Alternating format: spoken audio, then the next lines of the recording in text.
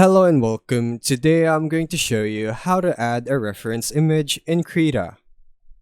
First, understand that reference images in Krita are files you can display on or near your canvas to guide your drawing.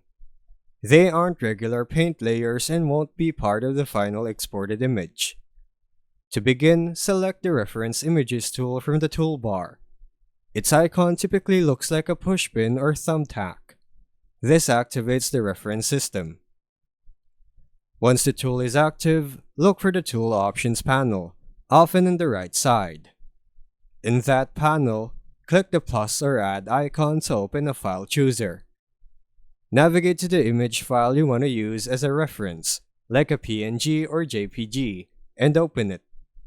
The image will appear in your canvas area as a resizable, movable reference. Another easy method is to drag and drop an image file from your file browser directly into Krita's window. When the prompt appears, choose Insert as Reference Image instead of creating a new layer. This puts the image straight into reference mode. And that's how you add a reference image in Krita. Thanks for watching.